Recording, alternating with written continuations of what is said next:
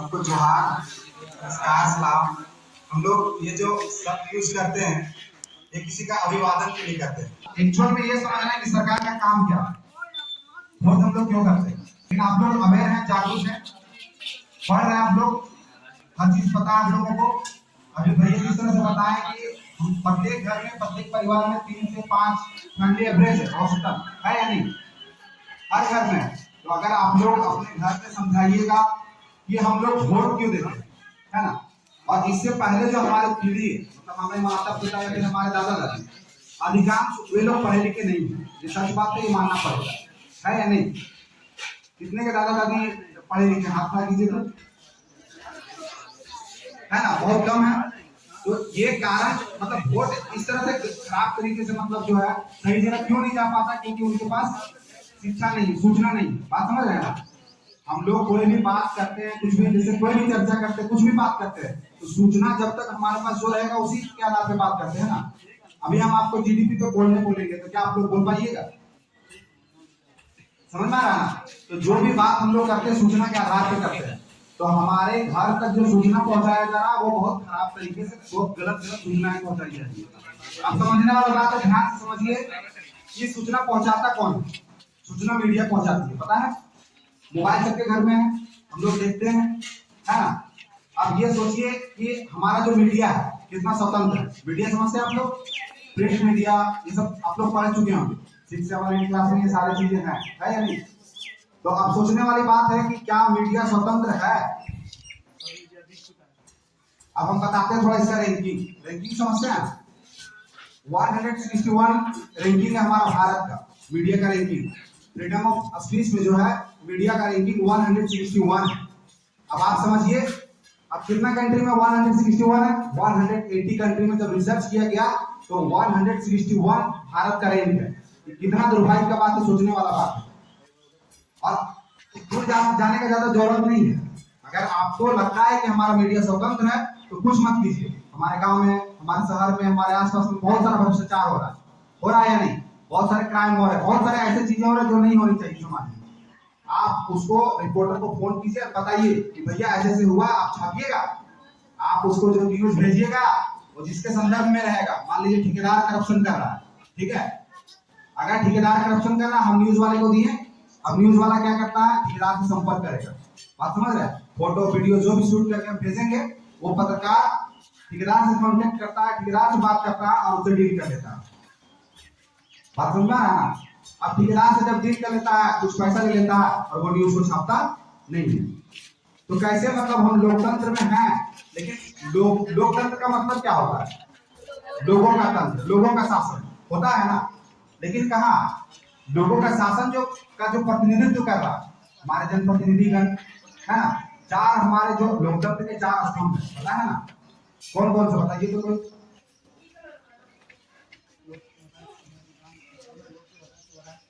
विधायिका पता है, न्यायपालिका, कार्यपालिका, और एक आपका है चौथा में कौन है, मीडिया। लेकिन चौथा स्तंभ पूरी तरह से ध्वस्त हो चुका है। ये बात एकदम आश्वस्त रहिए और मीडिया पे भरोसा करना बंद कीजिए। क्यों? भरोसा कर सकते हैं मगर कैसे, आपको उसके लिए क्रॉस वेरीफाई करना पड़ेगा। जो भी न्यूज आता है हम लोग अगर आंख बंद करके उसको फॉरवर्ड करते हैं, आंख बंद करके दूसरे को उसी के आधार पर बात करने लगते हैं। मान लीजिए कोई आपको सूचना दी, आप उसके आधार पर 10 लोगों को बताना शुरू कर दिए, तो क्या लग रहा है कि आप जो भी बात बोलेंगे उससे 10 लोग प्रभावित होंगे या नहीं। हम इस समाज का एक मतलब व्यक्ति हैं, एक नागरिक हैं। हम कुछ भी बात को अगर हम लोगों के बीच रखेंगे उससे लोग प्रभावित होंगे या नहीं। अभी हम आपके बीच जो भी बात रख रहे हैं, आप मेरा बात अगर ध्यान से सुन रहे हैं तो इसके बारे में फिर लोगों को बताइएगा। अगर हम आपको गलत जानकारी देंगे आप लोगों को फिर गलत जानकारी दीजिएगा। सूचना का स्रोत कौन है, सूचना का रिसोर्सेस कौन है, हम। उसी तरह मीडिया सूचना का रिसोर्सेस है या नहीं है। लेकिन मीडिया कर क्या रही है, मीडिया दलाली कर रही है। ये सब थोड़ा कड़वा है लेकिन यही सच है।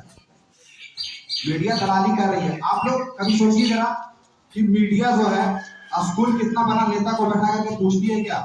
देखिए कभी भी कोई भी मीडिया चैनल उठा के देखिए कि नेता से ये पूछा जाता है कि आप कितना स्कूल बनाए हैं, आप कितना अस्पताल बनाए हैं, आपके अस्पताल में दवा है या नहीं। ये सवाल नेतागण से क्यों नहीं किया जाता है? देखिए कभी उठा के आप लोग देखिए, कभी नहीं पूछा जाता है। तो मतलब सिर्फ राजनीतिक हो रहा है, और जिस राजनीति नहीं कहते इसको, जो अभी हो रहा है उसको लूट नीति कहते हैं। राजनीति का मतलब क्या होता है ये समझ लें। आप लोग राजनीति सब्जेक्ट पढ़ चुके हैं, पढ़ रहे हैं। राजनीति दो शब्द है, एक राज एक नीति। राज उसी को दिया जाना चाहिए जिसके पास नीति हो, पॉलिसी। क्या पॉलिसी है हमारे नेता के पास? है? आप सोचिए, किसी भी नेता को खड़ा कर दिया, बताइए आपका नीति क्या, आपका पॉलिसी क्या है, आप किस आधार पर वोट मांगना है, उसमें तो बात होगा नहीं है। बात किस पे होगा?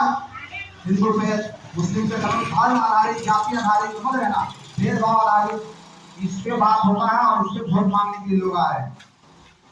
देख रहे हैं अभी जो भी आ रहे हैं, हम लोग सवाल क्यों नहीं पूछ पा रहे? ये बात समझ में आ रहा है? हमारे माता पिता है, हमारे जो भी समाज में जो भी लोग हैं, जो भी हमारे समाज का नेतृत्व कर रहे हैं, वे लोग सवाल क्यों नहीं पूछते हैं? ये सोचने वाली बात है, क्योंकि हम लोग मानसिक गुलाम होने जा रहे हैं। मानसिक गुलाम कहने का मतलब क्या है कि जो सूचना हमको मिलेगा हम उसी के आधार पे बात करेंगे। अब एक छोटा सा उदाहरण देते हैं।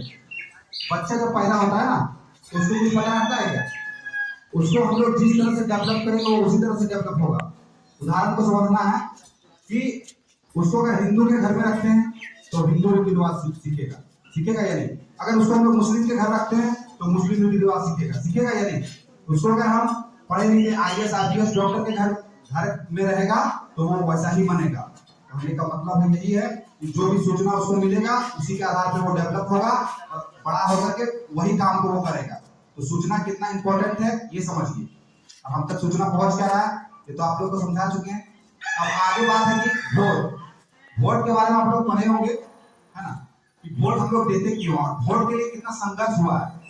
कि वोट देने का अधिकार जो है बहुत संघर्ष के बाद मिला है। पहले तो यहाँ वोट देने का अधिकार ही नहीं था, पता है ना। लेकिन महात्मा गांधी जो थे वो जब हो रहा था इस संदर्भ पे बात कर संविधान सभा में, पता है ना, या फिर बाहर में, हाँ, तो क्या बात हो रहा था? तो मतलब समझने वाली बात है कि वोट देने का अधिकार भी जो है हम लोग को बहुत संघर्ष से मिला है। और वोट हम लोग इसलिए देते हैं कि नेता काम करे।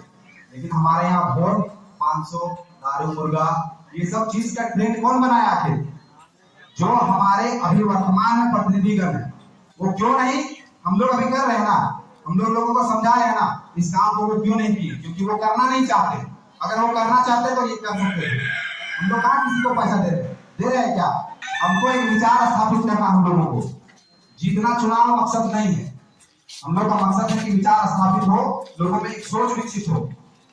हमारा यहाँ पे देखिए कि हम लोग, आपके जितने भी माता पिता हैं, आपके दादा दादी, वे लोग यही सोचते हैं कि हमारे जितने भी बच्चे वो पढ़े लिखे और कुछ करें। लेकिन वो कैसे कुछ करेंगे?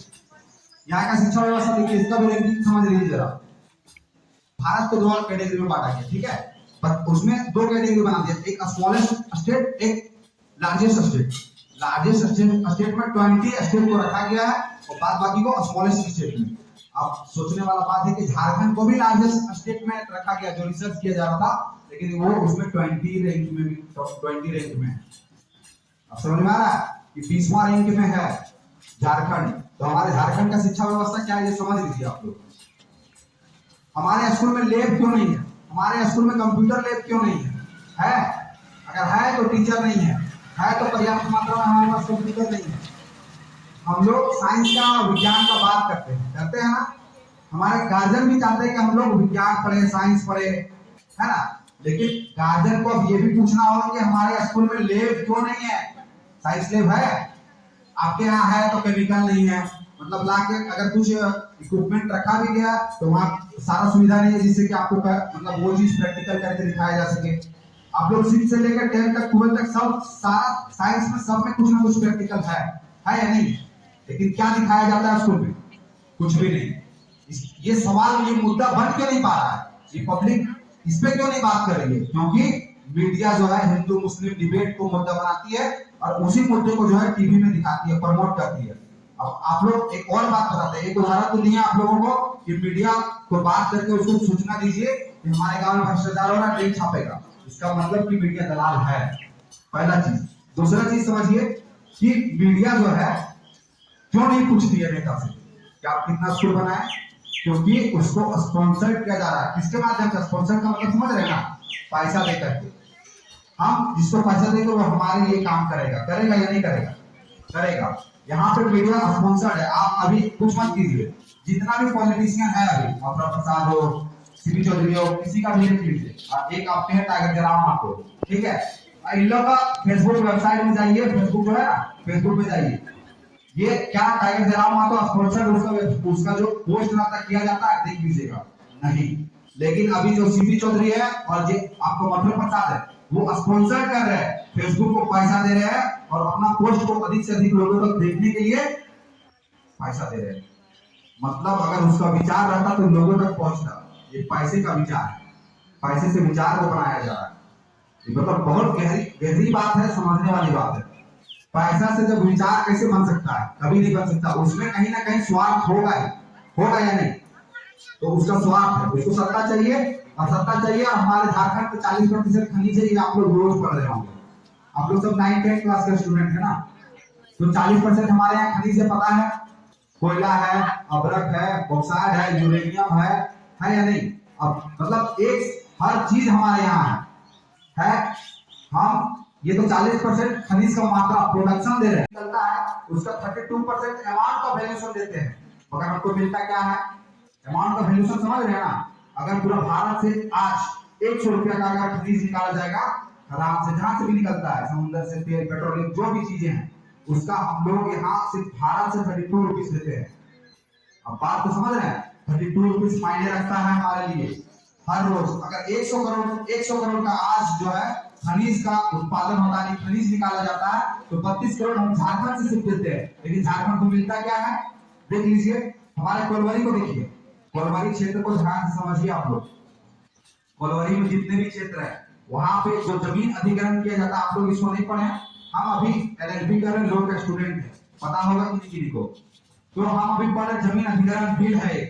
जमीन अधिग्रहण बिल में एक जिक्र है, उसमें साफ साफ कहा गया है कि जो जमीन कोयला खदान के लिए लिया जाएगा, उस काम पूरा होने के बाद उस जमीन को जो है लौटा दिया जाना चाहिए, जो जमीन का रैयत है, जो जमीन का मालिक है।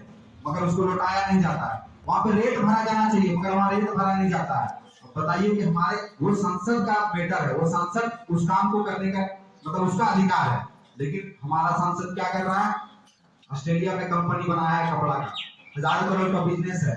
हमारे जितने भी विधायक है उसके 1-1 हजार हाईवा चल रहे हैं। वो क्या लगता है, वो आपके लिए सोचेंगे? आप लोग अभी इतना मेहनत से पढ़ रहे हैं, आप लोग भी बहुत सारे सपना लेके रोज यहाँ पे आते हैं जितने के पास, आप कहीं ऑनलाइन क्लासेस कर रहे होंगे, भविष्य में भी सोचे होंगे कि हम लोग कहीं जाएंगे पढ़ने के लिए, ये करेंगे, वो करेंगे, डॉक्टर बनेंगे, इंजीनियर बनेंगे। लेकिन बनेंगे कैसे? आपके पास संसाधन रहेगा, आपके पास वो सुविधाएं मुहैया करवाई जाएगी, तब तो बनेंगे। लेकिन आप देखिए कि आपके आसपास में कितना मेडिकल कॉलेज है, आपके आसपास में कितना टेक्निकल, जो आईटीआई, पॉलिटेक्निक, ये सारे कितने कॉलेज हैं। तो सोचने वाली बात है, कितने टीचर हैं। प्राइवेट कॉलेज है, धड़ाधड़ खुल रही है नहीं खुल रही है, वहां पे फीस लिया जा रहा है। एक चीज और इसमें समझिए, ये प्राइवेट कॉलेजेस में हम लोग पैसा देते हैं और क्लास करने नहीं जा रहे हैं। क्या लग रहा है कि ये व्यवस्था सही है? वो पैसा सिर्फ ले रहा है, आपको तो शिक्षा मिल ही नहीं रहा है, वो तो पैसा कमाने का बिजनेस बना दिया है। जब तक आप स्कूल कॉलेज में नहीं, उसके पास टीचर है ही नहीं, वो तो बिजनेस बना दिया ना, उसको तो पैसा चाहिए, वो पैसा के लिए कर रहा है। वही पैसा क्या करते हैं लोग, चुनाव में अभी जितने भी प्राइवेट कॉलेजेस है, वो विधायक को, सांसद को, जितना भी नेता उसको पैसा देते हैं। कब? चुनाव के टाइम में। अब चुनाव के टाइम में नेता को पैसा क्यों देते हैं? अभी अब चुनाव में आप देखिएगा, अलग अलग पार्टी के लोग जो है ग्रुप बना करके आते हैं और लोगों को पैसा देते हैं 500 रुपया। अब बताइए तो 500 रुपया कितने सालों के लिए दिया जाता है? 5 साल के लिए। एक साल का कितना हो गया? 100, 365 से डिवाइड कर दीजिए, 27 पॉइंट कुछ पैसा पड़ेगा। कितना गिरा चुका है। ये पब्लिक का गलती नहीं, ये मत सोचिए कि हम लोग गलती कर रहे हैं। ये गलती हमारे समाज का निर्देशक का, हमारे समाज का जो नेतृत्व कर रहा है, हमारे समाज का जो प्रतिनिधित्व कर रहा है, वे लोगों ने हम लोगों को खराब किया है। पब्लिक क्या बोले? अभी एक बच्चे को उदाहरण दिए ना, जैसा हम उसको सूचना देंगे। हमारे यहाँ जो नेता है, हमारे यहाँ जो प्रतिनिधि है, हमारे आम जनता को ऐसा ही सूचना दे रहे हैं कि आप 500 रुपया लीजिए और वोट दीजिए। इसको क्यों नहीं बताया जा रहा है कि आपको पर डे 28 पैसा दिया जा रहा है? मतलब अगर हम लोग किसी को दान भी देते हैं ना, तो क्या लगता है 28 पैसा देते हैं क्या? नहीं देते हैं। तो मतलब एक पब्लिक का जो होता है मॉरल वैल्यू, नैतिक सम्मान, जो नैतिक बोलते हैं मॉरल वैल्यू, समझ रहे हैं आप लोग? सम्मान कितना गिरा दिया है या नहीं? अगर हम रोज आपको 27 पैसा देकर बोलेंगे आप मेरा गुलामी कीजिए, आप हमको वोट दीजिए, उसके बाद आप हमसे कुछ सवाल नहीं कीजिए, आप हम जब आएंगे तो सिर्फ आप मेरा पैर मतलब पैर पकड़िए, पैर छुइए, नमस्कार कीजिए, समझ रहे हैं ना, लेकिन आप हमसे सवाल मत कीजिए। हम जो कर रहे हैं उसको करने दीजिए। यहाँ पे पैसा लेने के बाद आदमी का जो होता है ना नैतिकता वैसा ही बन जाता है, वो पूछ नहीं सकता।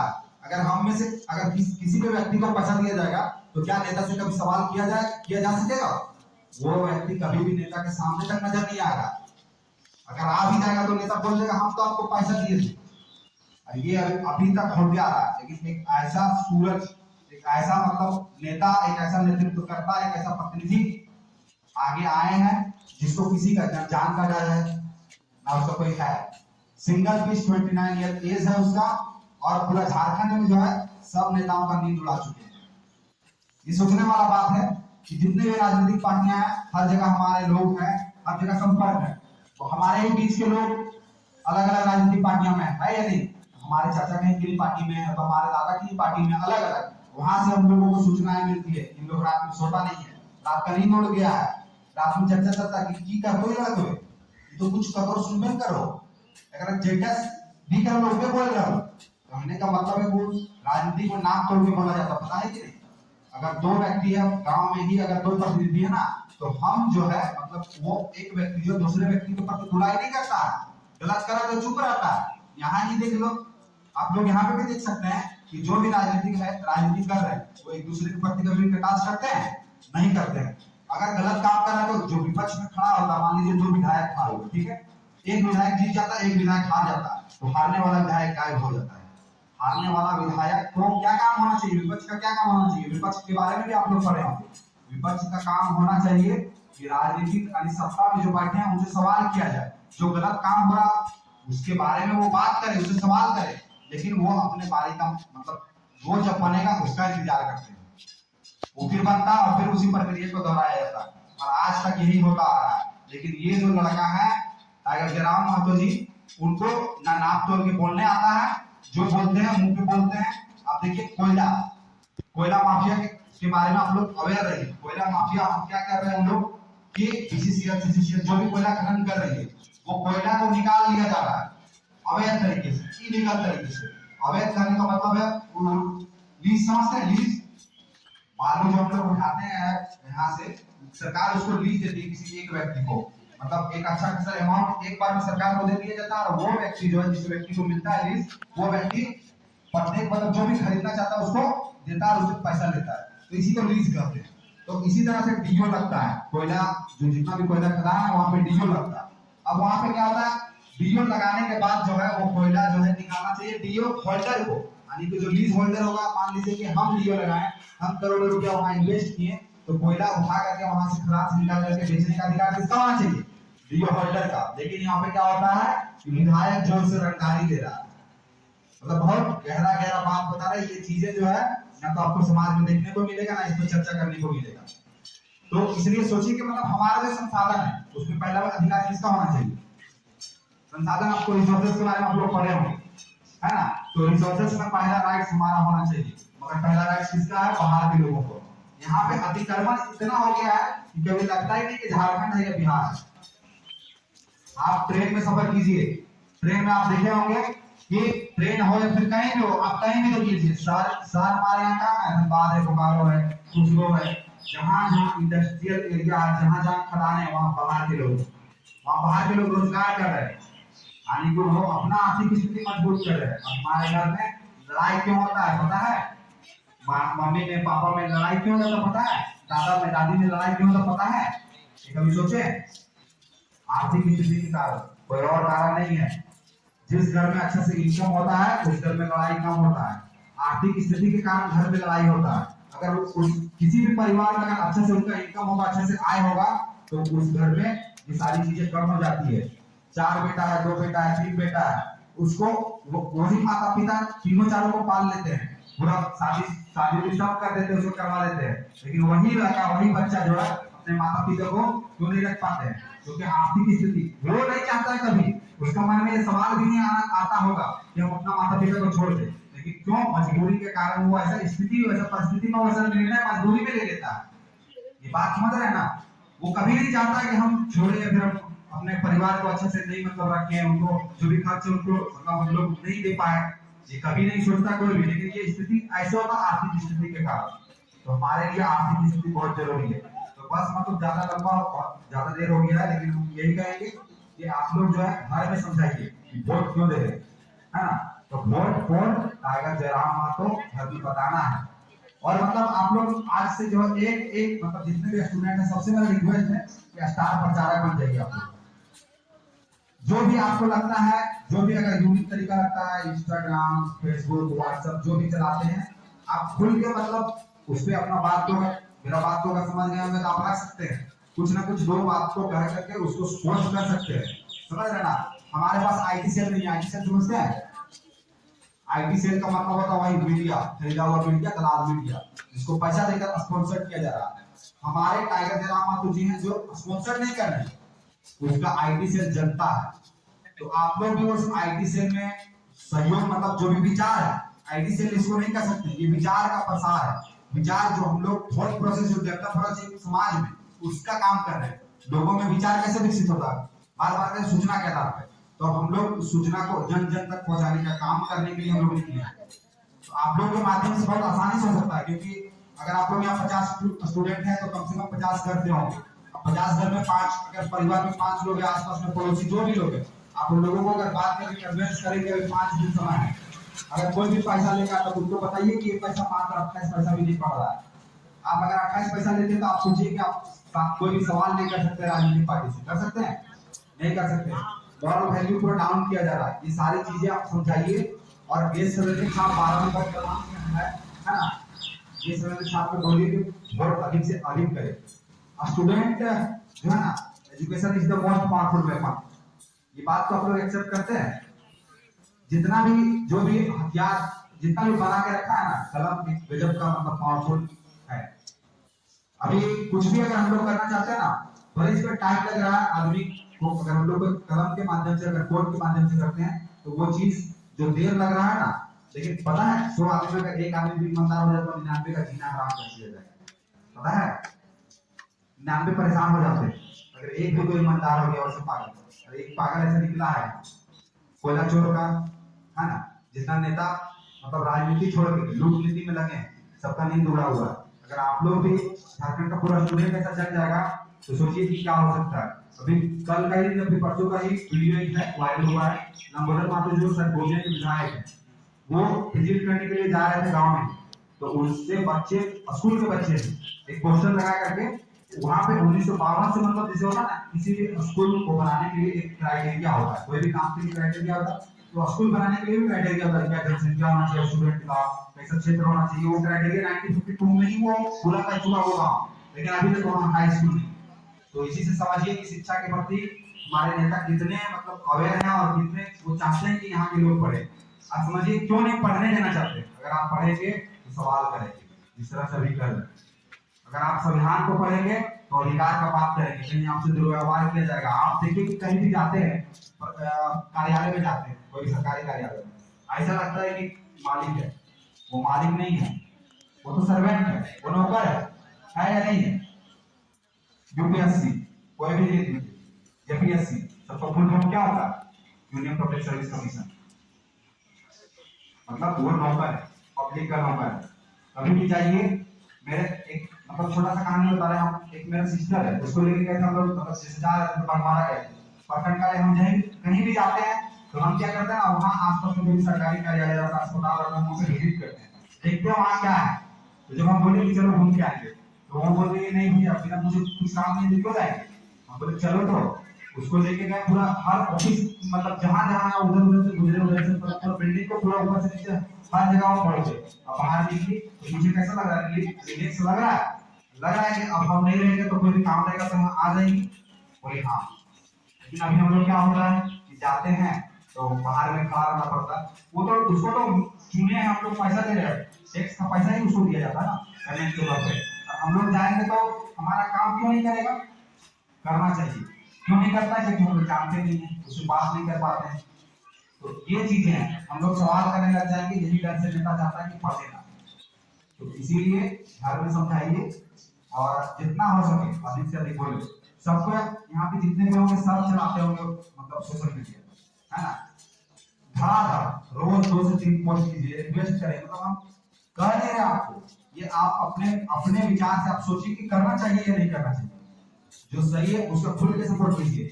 अभी आपके शिक्षक जो हमारे जीतू है, आप सोचिए कि अभी हमारे गांव में बहुत सारे टीचर हैं।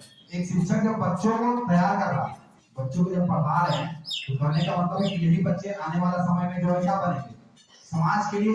मतलब एक निर्देशक, मतलब समाज का एक हिस्सा है, वही डॉक्टर इंजीनियर जो भी बनेंगे वही बनेंगे, और वही जो है समाज के लोगों का इलाज करेंगे। तो इंजीनियर बनेंगे तो समाज सोसाइटी में हमारा बिल्डिंग्स बन रहा वो बनाएंगे। मतलब इसी तरह से एक समाज का निर्माण कर सकता है। तो एक टीचर राजनीति में क्यों नहीं आ सकता, यानी एक शिक्षित व्यक्ति राजनीति में क्यों नहीं आ सकता, क्योंकि शिक्षा का बात ही नहीं होता। इसलिए शिक्षक शिक्षित लोग अगर आते हैं तो वे लोग वोट नहीं करेंगे। तो ये चीज को बदलिए। घर में जब तक जागरूकता नहीं आएगा तो शिक्षित व्यक्ति को वोट नहीं दिया जाएगा। ठीक है। और शिक्षित व्यक्ति मतलब शिक्षित का परिभाषा ये नहीं कि शिक्षा, उसमें सारा चीज होना चाहिए। मतलब जो नेता का गुण आप लोग मतलब होता है, what is features of leader, आता होगा क्वेश्चन, अभी आएगा 9-10 में ये क्वेश्चन पूछा जाएगा कि क्या फीचर्स होना चाहिए। लेकिन हम लोग उसके बारे में सोचिए कि एक लीडर में क्या होना चाहिए। हमारा यहाँ लीडर में गांजा पीता है, दारू पीता है, मतलब एक से एक मतलब खराब से खराब काम करता है, और वो नेता है। एक आंकड़ा बताते रहे, ध्यान से सुनिएगा। इलेक्शन कमीशन चुनाव आयोग के बारे में जानते होंगे आप लोग, मंत्री बने हुए थे, कैबिनेट मिनिस्टर समझ रहे हैं आप, कैबिनेट मिनिस्टर समझते हैं ना आप लोग, है ना। तो 58 में से 56 का रिसर्च किया गया, तो उसमें से 16 मतलब गंभीर अपराध। गंभीर अपराध का मतलब चोरी, डकैती, रेप, मतलब जो भी चीजें हैं सारा एक से एक क्राइम किया हुआ। वैसा व्यक्ति जो है संसद में बैठेगा तो वो आपके लिए क्या कानून बनाएगा, ये सोचने वाला बात। वो क्या कानून बना देगा आपके लिए। क्रिमिनल लोगों के माइंड में कभी भी समाज को मतलब अच्छा करने का दिमाग में कुछ सोच ऐसा थोड़ा आ सकता है क्या, नहीं आ सकता है। अब ये तो कैबिनेट मिनिस्टर का बात था, हमारे सांसद भी एक से एक क्रिमिनल बैठे हुए। एक चीज और जान लीजिए आप लोग, एक माइक और टाइगर जयराम माधो जी का नामांकन था भोपाल में, पता है, जान रहे आप लोग। 300-400 पुलिस, हजारों की पुलिस में सीआरपीएफ, डीएसपी, एसपी पूरा घेरने के लिए गई। क्या क्या कर दिया था भाई। और ये जानना है, ये लोगों को बताना है। ये सोचिए, एक केस था, कौन सा केस पता है आप लोगों को, जो विधानसभा घेराव हुआ था, नहीं पता है। विधानसभा घेराव किया गया था, है ना, एग्जाम में जो पेपर लीक हुआ था वगैरह जो भी मैटर था उसके लिए, ठीक है। उस पे केस हुआ था रांची में, थाना नगरी थाना, वहां पे 2022 में केस हुआ। वारंट होता, वारंट पकड़ने के लिए कोर्ट के माध्यम से वारंट इशू होता। ये काम हुआ था 2022 में इशू हुआ था। अब सोचिए कि 2 साल तक पुलिस सो रही थी क्या, कितना मतलब प्रशासन में व्यवस्था निकम्मी है। बात समझ रहे हैं। 1 तारीख को मैं पूरा प्लान सेट करके जब नामांकन करने हम लोग डीसी ऑफिस में गए, तो जैसे एंटर किए अंदर में डीएसपी रैंक का, एसपी रैंक का सारा अधिकारी हाथ लगा के बैठा शिकार में। लेकिन टाइगर का शिकार नहीं किया जा सकता है, ये उसको पता नहीं था। वहां पे जब गया तो हम लोग नोटिफिकेशन किए, बाहर आए। तो बाहर आने के बाद जब सभा संबोधित करने के लिए गए तो वहां से उसके समर्थक उसको पकड़ने नहीं दिए। आज तक हमको जहां तक जन्म से अभी तक हमको याद है कि ऐसा नेता नहीं हुआ कि 400-500 हजार पुलिस के बीच में जो है समर्थक उसको वहां से भीड़ से निकाल दे। इसका मतलब लोगों में सोच विचार जो है विकसित हो चुका है। अब ये रुकना नहीं चाहिए।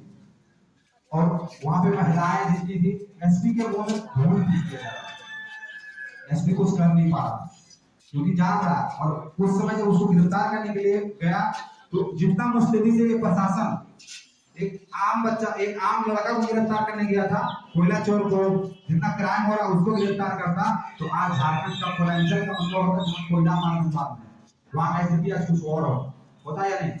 हमारे लोग वहां रोजगार करते हैं, कोर्ट में हम जाते हैं तो रोज जैसे होता है ना, मेरा खून जो है ना तो उबाल मारने लगता है। क्यों पता है, जब जाते हैं ना तो ठेला ठेला जितना पहुंचा वाला जितने भी वहां पे अधिकांश लोग हैं पूछते हैं कौन जिला से हो, बोले छपरा, समस्तीपुर। हमारे लोग वहां क्यों नहीं है, सवाल होना चाहिए या नहीं। हम लोग वहां पे क्यों नहीं काम कर रहे हैं, हम लोग वहां से आए क्यों नहीं कर रहे हैं, क्योंकि हमारे नेता कुछ बोल नहीं रहे। वहां पे बने और बस वहां से कोयला चोरी करवा रहे हैं।